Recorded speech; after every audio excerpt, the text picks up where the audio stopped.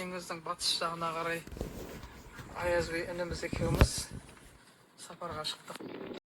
Мақсатымыз Кіші Аралдың батыс жақ жағалауын аралап, соңғы кездерде әлеуметтік желілерде тарап жатқан арал суға толып кетті, бағалағы тайдай тулап жатыр деген әртүрлі жалған мәліметтерді өз көзімізбен көріп, көпшілікке жеткізуге тырыстық. Сол себепті ауыл тұрғындарымен, балықшылармен кездесіп, сөйлесіп, теңізге барып, жағдайды өз көзімізбен көріп қайттық.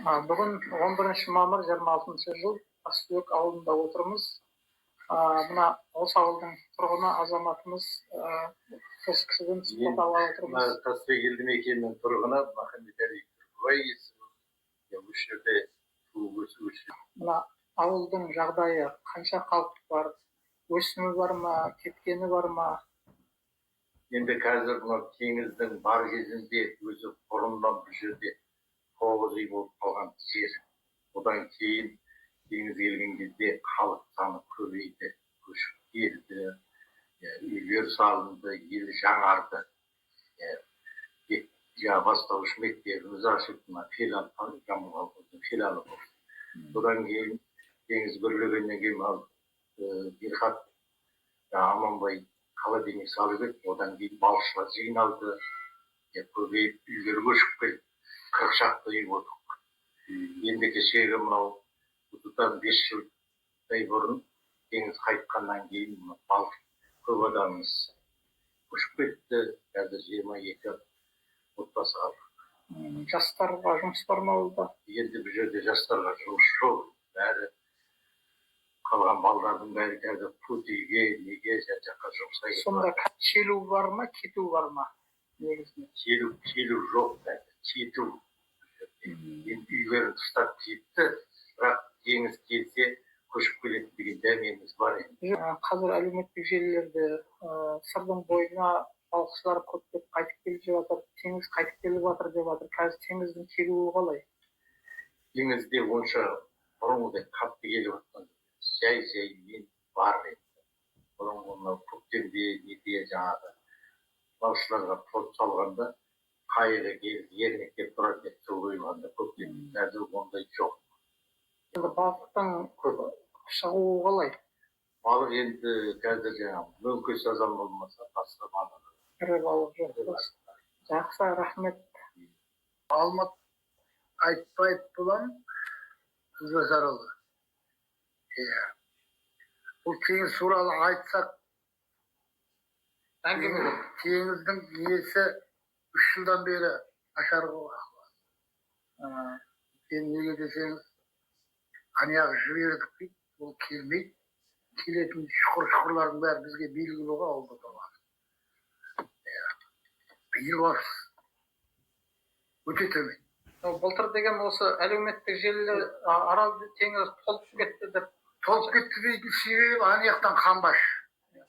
Қамбаштың басында демалыс орны бар. Соны толтырып алып, бізге жіберді. Ар жағынан күріші бар, жоғары жақта совсем күріш бар. Біз енді осы жақтан түсірілген видеоны апарып су министріне көрсеттік. Олар сенген жоқ. Қанша жер тақыр болып қалған, су кеу. Халық көшіп келіп жатыр дейді ауылға. Осыдан 3-4 жыл бұрын бәрі көшіп келген. Қайттан қайтып кетті. Темір жолды сағалап кетті. Кәсіп іздеп кетті. Қазір мысалға 26 жыл. Былтырмен салыстырғанда қалай, алдыңғы жылмен салыстырғанда қалай? Ашар. Ал балықтың қандай түрлері бар? 22 түрлі балық бар дейді теңізде. Ол енді мақұлықты білмейміз ғой тереңмен. Енді төменге мал емес.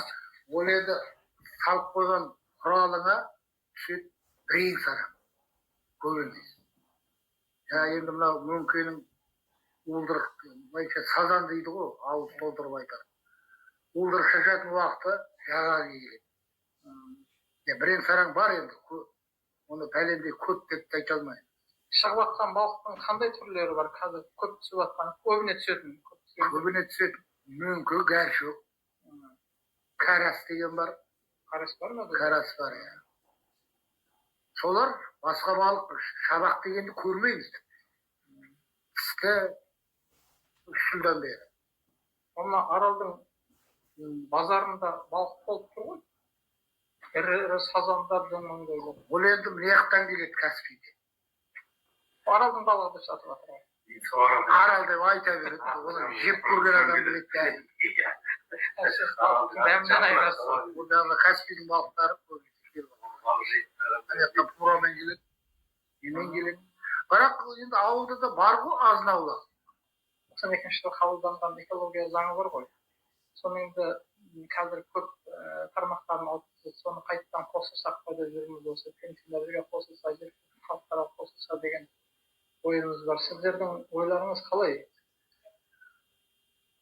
Ол енді үкіметке салсаң, қайдан білейін? Керек қой я. Ол жаңа Мәшбек барды ғой енді.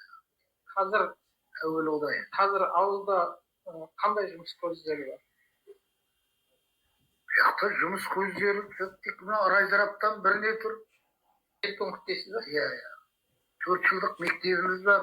Басқа жұмыс көзі жоқ. Холодильниктер тоқтап тұр. Балық заводтарына балық беріп жатырсыздар ма? Bu жақта алып қойған Арал қабылдап тұр. Bu жақтағы не жабылып қалды.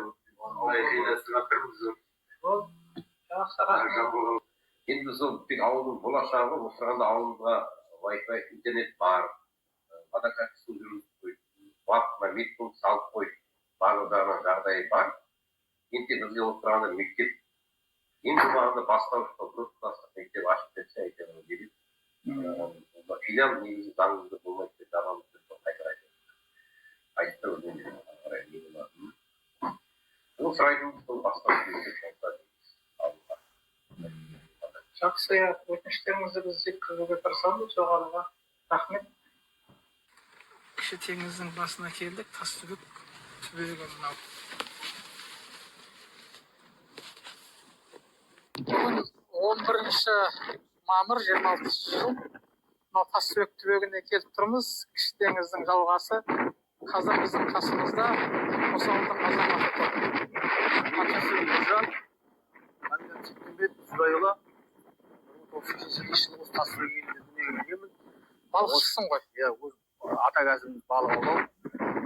Осы жайлы осы Арал теңізінің қайтып өту туралы былтырғы мәліметке байланысты былтыр осы тұтқан қайығымыздың ар жағында болған. Былтыр 25 жыл. Иә, былтыр 25 Көктемде, күзде. көктемгі уақытта сол жерде болған. Биыл осындай деңгейде тұр енді. Енді 26 жылғы мамырдағы қазір деңгей. Мынау көктемнен бері қосылды ма, азайды ма? Көп емес енді, кішкене ғана қосылып тұр. Ана жерге өзім қай бірде айтқандай, TikTok желісіне жүктеген болатын. Қазығым бар, қадақ қойған. Қазір соны көре жатырмыз алдағы уақытта. Теңіздің жағдайы осы. Былтырғы орынға биыл егін егуге болады. Яғни былтырғымен салыстырғанда мына жер шамамен 100 метрдей қайту. Яғни былтырғыдан гөрі биылғы судың келуі аз деген сөз. Енді балықтың шығуы қалай? Шығуы енді суға байланысты ғой. Су болмағасын балық қалай? Бұрынғы судақ деген балық бар еді, олар жоқ. Үлкен балықтарын, аулаған балықтардың ең үлкені қанша килограмм тартып жатыр шамасы? Ол 2 келіден аспайды. 2 келіден аспайды? Основном шығатын, негізгі шығатын түрлері қандай? Негізгі шығатын балық енді сазан. Мүмкін сазанның 2 келі, 3 келі сол ғой. Ал жайын деген бар, ол қыста шығады. Ол енді алған адам алады, алмаған адам алады. Ауы бар, құралы бар сылауы. Осы теңізде балықтың 22 түрі бар дейді, сен өзің көрдің бе оларды? 22 түрін көрмегенмен айтуым. 15 түрін көрген шығармын, 10-15 түрін. Өтір айта алмайды. Ал енді біз арнайы осы жерге үйде түсіруге келдік, өзіңмен арнайы танысайық деп, осы ауылдың мәліметін, теңіздің деңгейін туралы мәлімет алып тұрайық деп келдік. Биыл енді қазір тыйым салынған уақыт қой. Иә. Бұл көл, мына көлдің иесі қазір кім? Жалғасбаев Талғат деген Шымкенттің жігіті. Соған жұмыс істейсіңдер. Осы ауылдың бәрі соған жұмыс істей ме? Жылына қанша тапсырасыңдар шамасы? оны білмеймін. Бұйырған балық қалады ғой. Шамамен. Білмедім мен. Әрқалай ғой. Әркім бізге теңіз. Мына жерден мына өзек болып мына алдымыз бөлінеді. Мына жерден. Арман қарай көл болып кіреді. Ой, жаңағы қорық. Қандай қорық? Жаңағы мына ауланбайды. В общем, Бүгін Тастыбекке келіп мынау белгі қойылды. Мынау қызыл белгінің төменгі жағы суға тиіп тұр. Осы жерден енді бақылап тұрамыз, келген кеткен. Онсыз да бұлай көрініп тұр. Оны жұлып алып тастаған адам енді өз жеріне, туған жеріне қас болмаса, басқаша білмедік. Әлеуметтік желілерде теңіз келіп жатыр, толып жатыр, жастар қайтып келіп жатыр, елді мекеніне деп жатыр. Оған не туралы не айтасың? 2020-дан бастап қайта бастады өзі. Қаттырақ қайтқан кезде. Сол кезге дейін біраз балдар осы семьямен көшіп келген осы. Қазіргі таңда 40-қа жақын үй бар. Соның қосылғанда 17-сінде адам бар.